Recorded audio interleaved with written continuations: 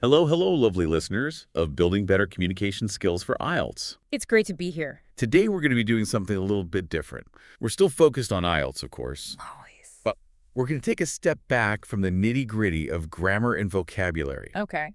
and look at the bigger picture. Sounds good. We're going to be discussing how to effectively prepare for IELTS and how to really boost your communication skills, not just for the exam, but for life beyond it, you know? Yeah, that's so important. Sometimes I think people get so focused on just passing the test that they forget about the bigger picture. Like they don't realize how valuable these skills are going to be in their future studies, their careers, their personal lives. It's about so much more than just a score. Exactly. And that's what this deep dive is all about. So are you ready to dive into some tips with me? Absolutely. Let's do it. All right, let's start with tip number 1. Cultivate a growth mindset. Ah, yes. A growth mindset. It's all about focusing on progress, not perfection.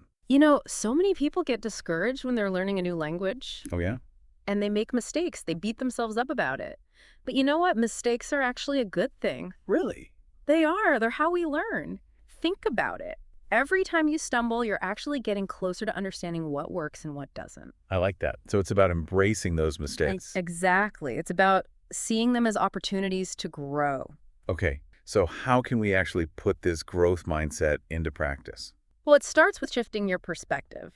Instead of thinking, oh, I got this wrong, I'm so bad at English, Right. try thinking, okay, I made a mistake. What can I learn from it? How can I do better next time? I see. So it's like turning those negative thoughts into positive ones. Exactly. And it's about celebrating your progress no matter how small. It could be something as simple as learning a new word or using a grammar rule correctly. Yeah, and I think that ties in nicely with our second tip. Practice regularly with purpose. Yes, absolutely. You can have the best mindset in the world, but if you don't put in the work, It's not going to happen. you're not going to see results. So practice is key. But I think it's important to make that practice purposeful. Oh, absolutely. Don't just mindlessly go through exercises or drills. Think about what you want to achieve with each study session. Set small, achievable goals, Right. So instead of saying, I'm going to study English for 2 hours today, which can be really daunting. it can. Yeah. Maybe try something like, I'm going to practice describing a recent experience for 15 minutes, or I'm going to spend 20 minutes working on expressing my opinion on a topic I'm passionate about. I love those suggestions. Yeah. And by the way, listeners, if you're ever feeling stuck on what to practice, we have tons of resources and prompts on our website to help you out. Oh, yes, definitely. Moving on to tip number 3. Expand your vocabulary naturally. Yes, this is one of my favorite tips. Because who likes memorizing boring word lists? Nobody likes that. Yeah. There are so many more enjoyable ways to learn new words. So tell me more about these enjoyable ways. Well, think about it. We learn best when we're genuinely engaged with the material, right? So instead of memorizing words in isolation, try reading articles or blogs on topics that interest you. Okay. Or listen to podcasts or watch shows in English. And pay attention to how words are used in context. You'll naturally start to pick up new vocabulary without even realizing it. That makes sense. It's like learning by osmosis. Exactly.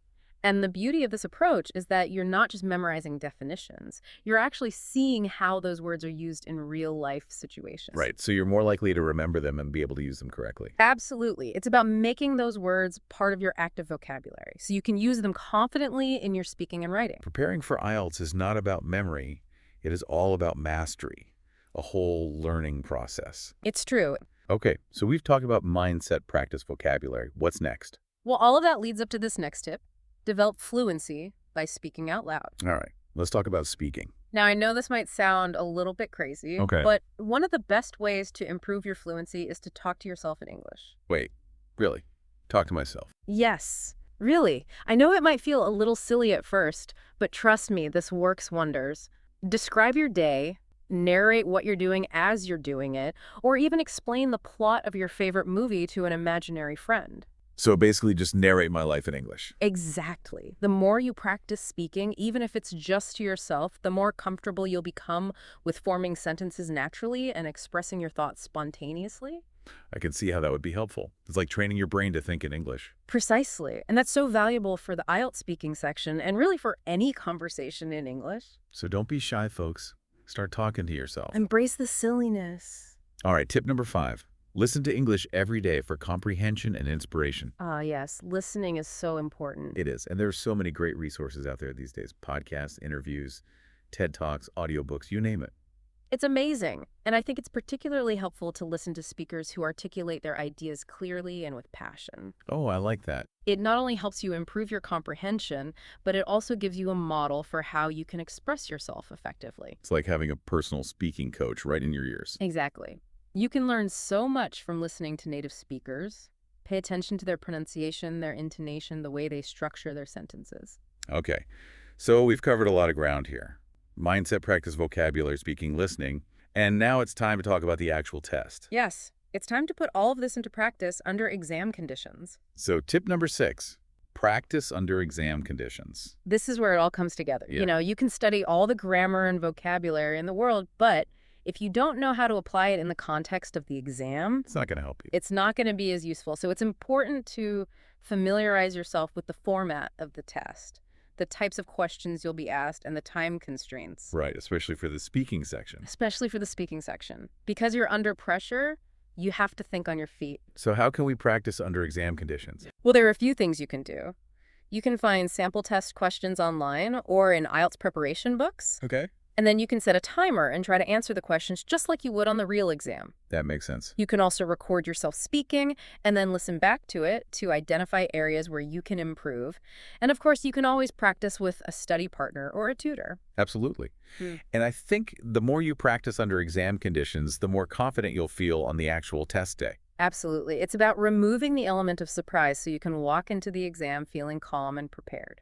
Okay, so we're almost at the end of our tips here, but I think this next one is really important. Tip number 7, find a study partner, a tutor, or a friend to practice with. Yes, connecting with others is so crucial. Learning a language doesn't have to be a solitary activity. It really doesn't. It's so much more fun and effective when you have someone to practice with. I agree. So what are the benefits of having a study partner or a tutor? Well, first of all, it gives you an opportunity to practice your speaking skills in a real-life setting. You can have conversations, ask and answer questions, and get feedback on your pronunciation and grammar. Right. And it's also a great way to stay motivated. Oh, absolutely. Yeah. When you have someone to share your goals with and hold you accountable, It's easier to stick with it. it's so much easier. Plus, it's just more fun to learn with someone else. You can share tips, motivate each other, and celebrate your successes together. I love that. Okay, tip number 8, celebrate every step of your progress. This is so important. It's so easy to get caught up in the end goal Right? Passing the IELTS. that we forget to acknowledge all the hard work and progress we're making along the way. So how can we celebrate our progress? Well, it can be anything that makes you feel good. It could be something as simple as treating yourself to your favorite coffee after a successful study session, Okay. or watching an episode of your favorite English TV show, Huh. or, maybe even buying yourself a new book or some new stationery. I like that. It's about rewarding yourself for your hard work. Exactly. And it's about staying motivated. It's easy to get discouraged when you're learning a new language, so it's important to celebrate your wins no matter how small. All right. And finally, tip number 9, believe in your potential to improve. Ah, yes. This is the most important tip of all. It is. Because if you don't believe in yourself, Then who will? nobody. So how Mhm. can we cultivate this belief in ourselves? Well, I think it starts with remembering why you're learning English in the first place. What are your goals? What do you want to achieve? Okay. And then it's about focusing on your progress, not your perfection. We all make mistakes. It's part of the learning process, but it's important to acknowledge how far you've come and to celebrate your successes. So it's about having a positive attitude. Exactly. And it's about surrounding yourself with positive people, people who support your goals and believe in your ability to achieve them. I love that. You are capable of achieving your goals. Yeah. Keep practicing, keep learning, and never give up on yourself. What a great way to end our deep dive today. Feels so inspired, and I hope our listeners do too. So just to recap, the IELTS band score is important, It is. but the lasting confidence and communication skills you build along the way are even more valuable. Absolutely. And remember, every word you speak, every new phrase you learn, every conversation you have, it all contributes to your progress and success. So keep practicing, keep learning, keep believing in yourself, and connect with other learners on building better communication skills for IELTS. You got this. Now, before we sign off, I'm going to leave you with a little challenge. Think about one small action that you can take today to put these tips into practice. Yeah, I love that. Maybe it's committing to talking to yourself in English for 5 minutes, or finally reaching out to that potential language partner you've had your eye on. Or maybe it's simply writing down 3 things you're grateful for about your progress so far. Every little step counts. It does. And remember, This channel, Building Better Communication Skills for IELTS, it's here to support you every step of the way. So share your thoughts, your feelings, your challenges, your action plan for improvement down in the comments below. Let's create a space where we can all learn from each other, motivate each other, and celebrate each other's successes. That's it, because we're all in this together. Until next time, happy learning. Bye, everyone.